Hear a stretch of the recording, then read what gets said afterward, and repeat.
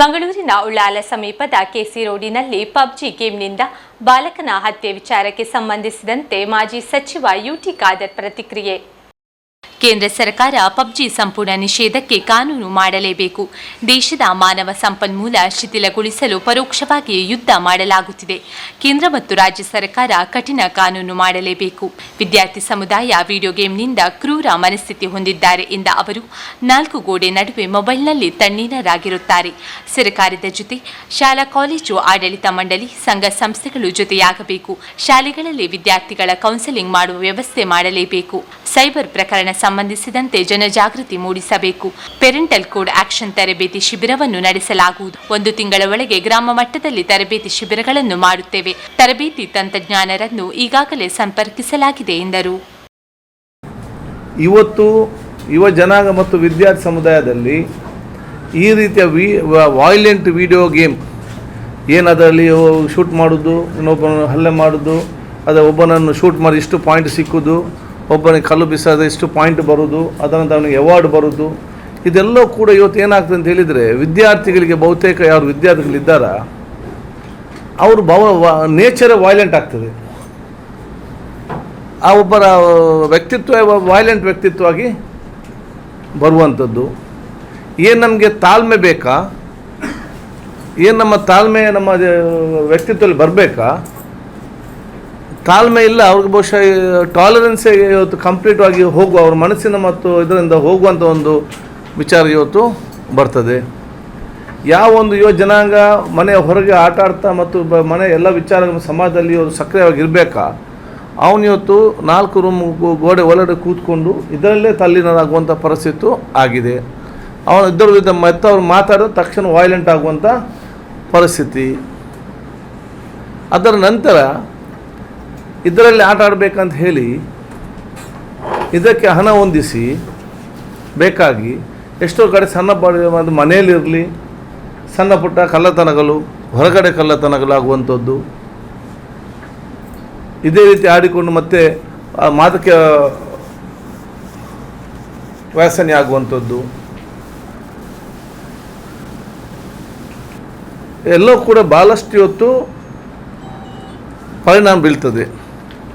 ಇದರಲ್ಲಿ ಮೊನ್ನೆ ನಮ್ಮ KC ನಗರ ಏನು ಇವತ್ತು ಮಾಡಿದೆ ಸರ್, ಇವತ್ತು ಇಂಥ ಬೇರೆ ಬೇರೆ ಕಡೆಗಳು ಹಲವು ಇವತ್ತು ವಿಚಾರ ಇವತ್ತು ಆಗಿದೆ. ಅದು ಇವತ್ತು ಆಟ ಆಡೋದ್ರಲ್ಲೇ ಒಂದು ಮಗುವನ್ನು ಕೊಲ್ಲುವಂಥ ಪರಿಸ್ಥಿತಿ ಬಹುಶಃ ಎಲ್ಲರೂ ಕೂಡ ಸರ್ಕಾರ ಇವತ್ತು ಎಚ್ಚೆತ್ತುಕೊಳ್ಬೇಕು. ಇದರಲ್ಲಿ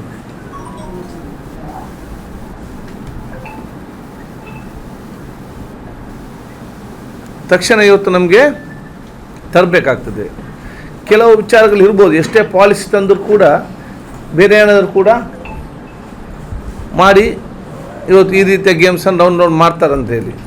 ಆದರೆ ಸರ್ಕಾರ ಒಂದು ಪಾಲಿಸಿ ಮಾಡಿದ ನಿಷೇಧ ಮಾಡೋದು ಹೇಳಿದಾಗ ಪ್ರತಿಯೊಬ್ಬರಿಗೆ ಕೂಡ ಗೊತ್ತಿದೆ ಅದು ಉಪಯೋಗ ಮಾಡೋದು ತಪ್ಪು ಎಂಬ ಭಾವನೆ ಮತ್ತು ಜನಜಾಗೃತಿ ಬರ್ತದೆ. ಅದು ನಾವು ಭರಿಸಬೇಕು. ಇವತ್ತೇನಾಗಿದೆ, ಎಲ್ಲೋ ಕೂಡ ಯಾವುದಕ್ಕೂ ತಪ್ಪಿಲ್ಲ, ಎಲ್ಲೋಕ್ಕೆ ಅವರು ಸರಿ ಅಂತ ಎಂಬ ಭಾವನೆ ಎಲ್ಲರಿಗೂ ಕೂಡ ಇವತ್ತು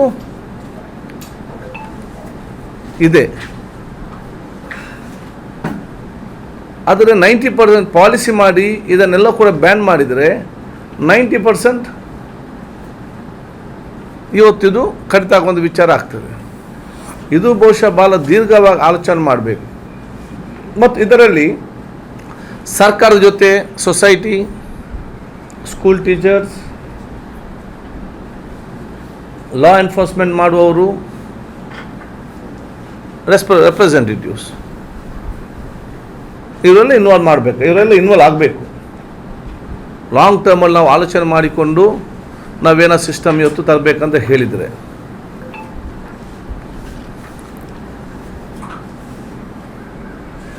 ಇದು ಭಾಳಷ್ಟು ಇವತ್ತು ಸಮಾಜದಲ್ಲಿ ಮುಂದಿನ ದಿನ ಆಗುವಂಥ ಅನಾಹುತಗಳನ್ನು ಇವತ್ತು ತಪ್ಪಿಸ್ತದೆ.